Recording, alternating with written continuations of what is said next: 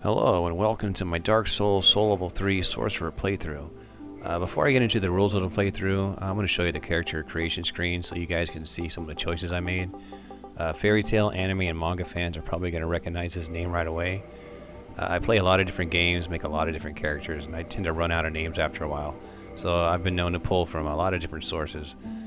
I'm going to spend a couple minutes off camera here and make my character look a little bit more attractive. I'm not sure if she's going to end up looking like Juvia, but I think it's an improvement over the standard female. Some of you guys have probably seen my SL5 naked run and are wondering what this new challenge is all about. So we're going to take a couple minutes and go over that.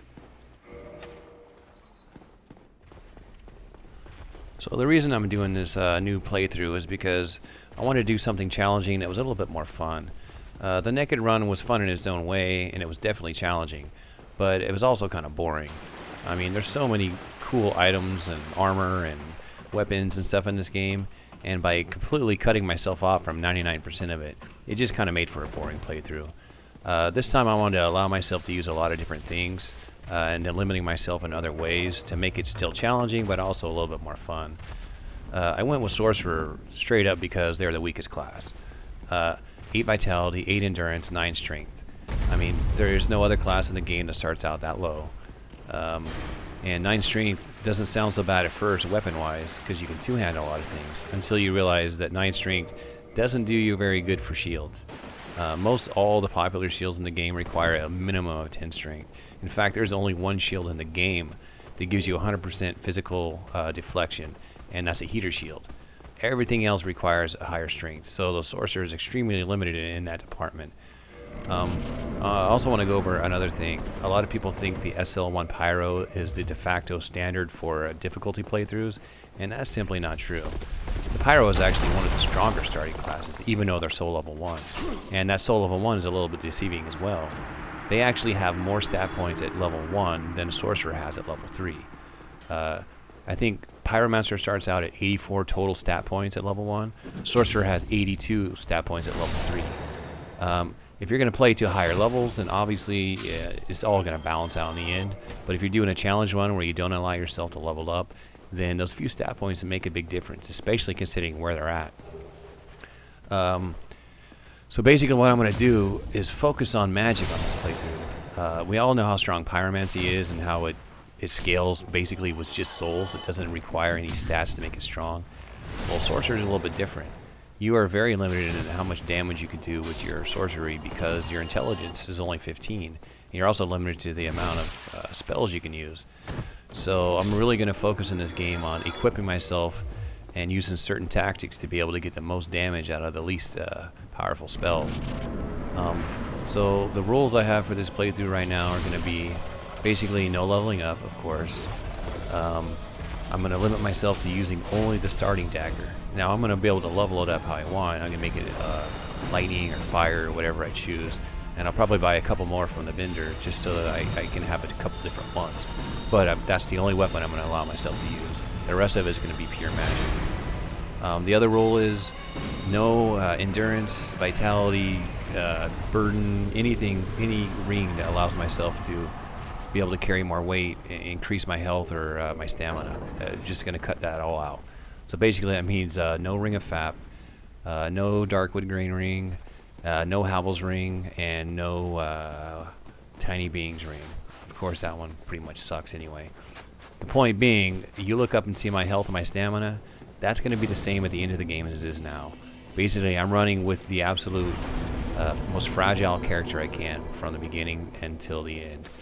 The only other rules basically are I can use pretty much any armor that I want with the limit of the fact that I only have a maximum burden limit of 48.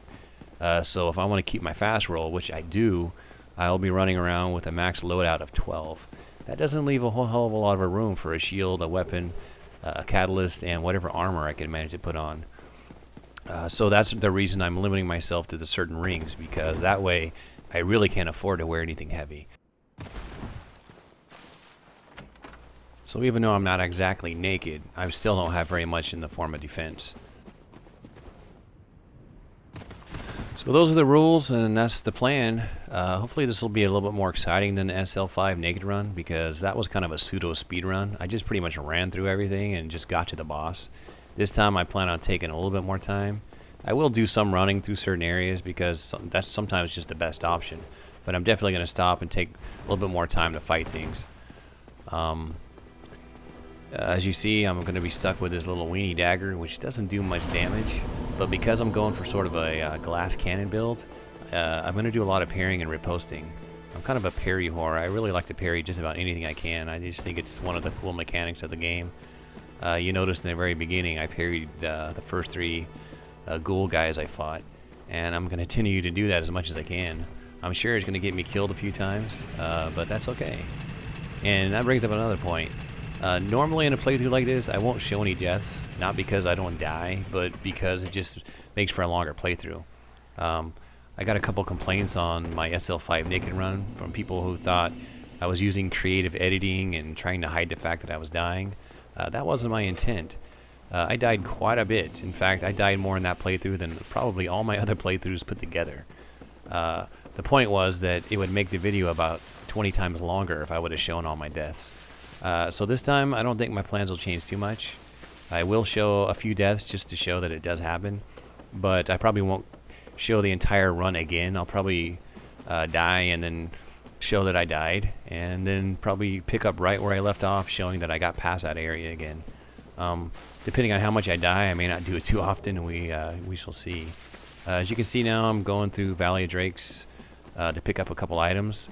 That soul right there, I think that one was worth about 2,000, if I remember correctly. Then, of course, you know when I'm running over here, I'm going to get. I'm going to go get the red tearstone ring, which is going to be my best friend during most of this playthrough. No other item in the game that I know of will increase your damage quite this much. So, getting by these drakes, sometimes you make it, sometimes you don't. Just depends on your luck. I mean, I'm pretty good at dodging the drakes from my my naked run, but I was coming from the other side, so that guy's a little tricky. Sometimes you get caught on his tail and you fall in the pit.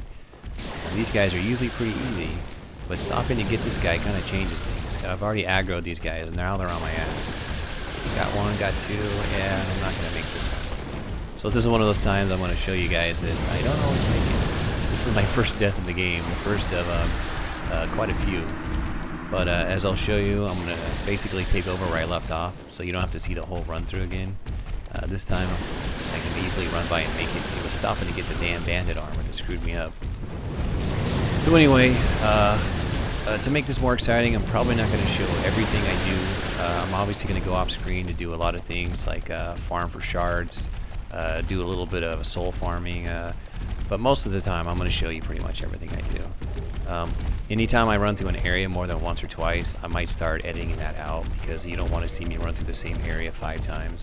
If I can get through it once or twice, you probably know that I can probably get through it a 3rd time, so I don't really think there's any reason to show it.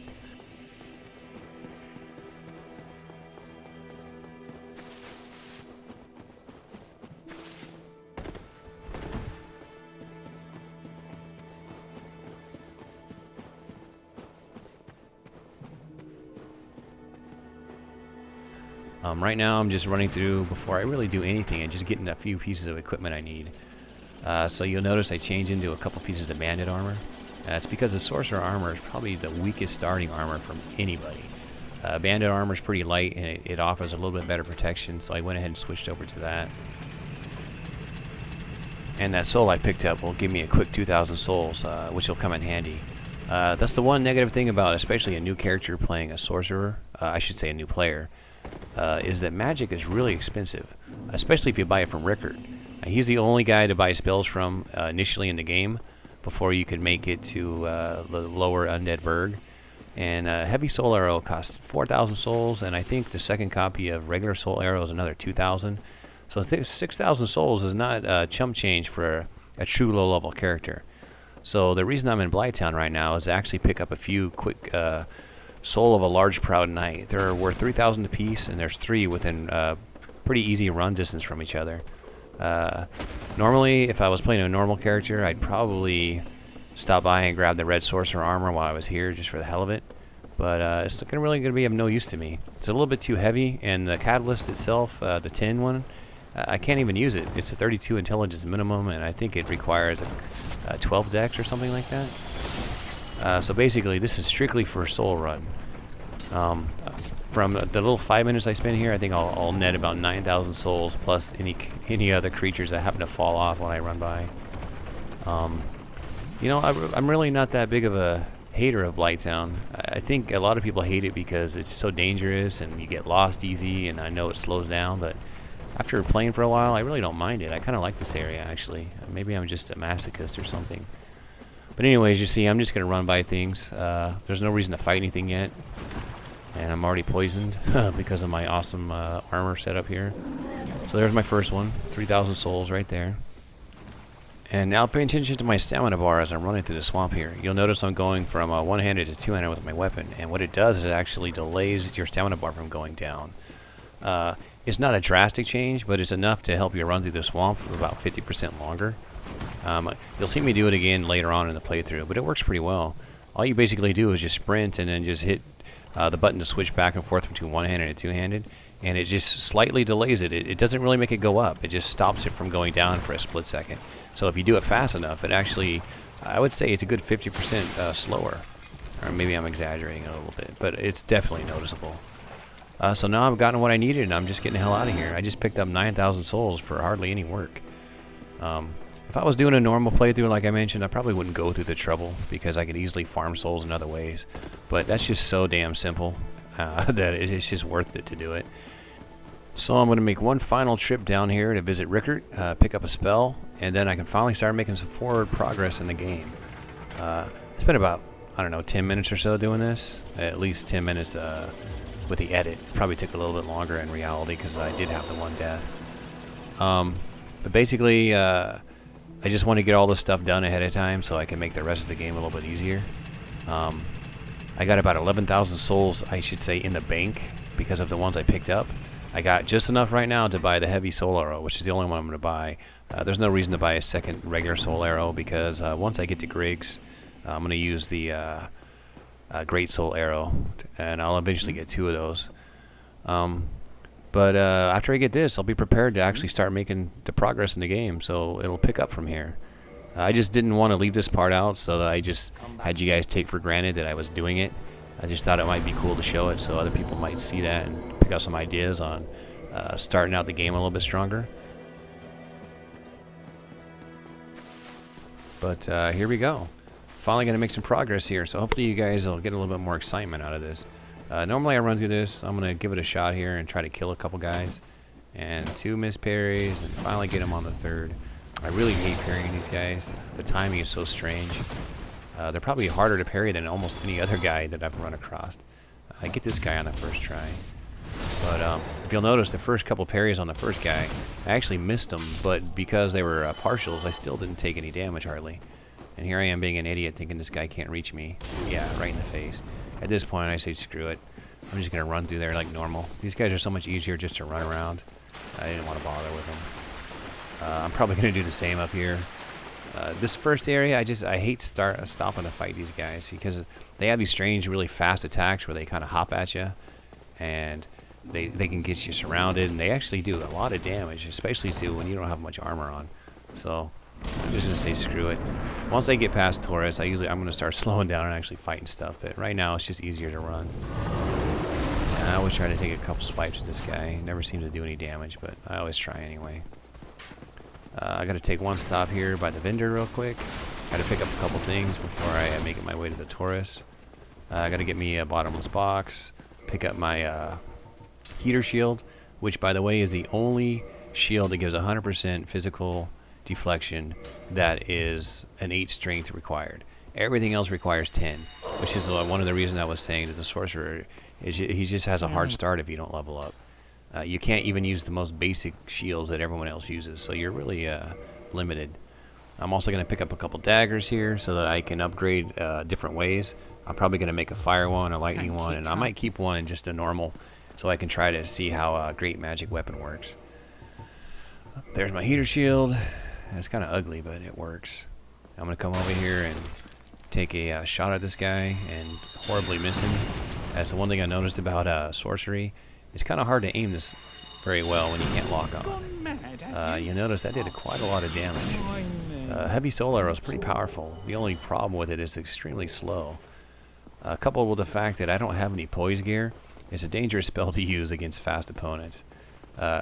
You could be 90% of the way through the animation, and as if a rat so much as bumps your leg, it's going to knock you out of it. So even though it's pretty powerful, you really have to choose when you can use it and when you can't. Some of you guys probably already know all this stuff. I've never been a big sorcery guy. I've always played through melee characters and pyromancy. So a lot of this is kind of new to me. I do have a level 120 dex int build, but I really don't use a lot of spells. I mostly do it for buffing up my weapons, and I play around with a chameleon and a couple other ones for fun. But generally, I'm not really the greatest at magic. So I think in this playthrough, you're going to see me start out being kind of an idiot with my magic, and then you're probably going to see me pick up with my skill level here. Just running through these guys as usual. Grabbing my gold pine resin, because I have 3 very good uses for it planned. This is my favorite barrel. I always run across and jump. I've done it so many times now, I think I would be embarrassed if I let that hit me. And so finally we make it to our first boss. So here's another thing I'm going to do. Even though I'm using a dagger as a melee weapon, I'm going to try to kill most bosses with mostly magic. I mean, that's kind of what I'm focusing on this playthrough. I kind of want to see how much damage I can pull out using any item that is available to me at this level. I already got my red tearstone ring, which is not going to be in effect right now because I don't really want to risk dying this early on my first boss. It'd be a little embarrassing. So I'm just going to go with the regular magic. But in general, I'm going to try to fight all the bosses using only magic as much as possible, unless I am resorting to using a dagger because I run out or something else is going on. So here we go. Taurus Demon comes down. Get my pine resin ready here.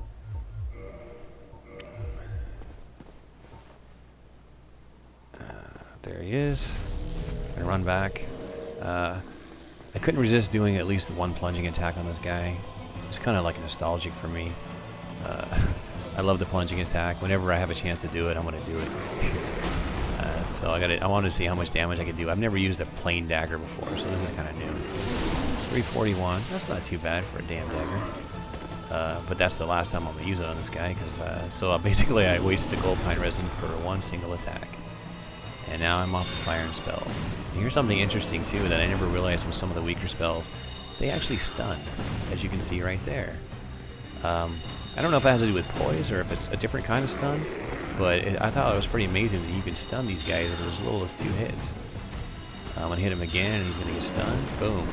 So I'm not quite sure what it is. It must be a different kind of stun. I really don't understand it, but it works out pretty well.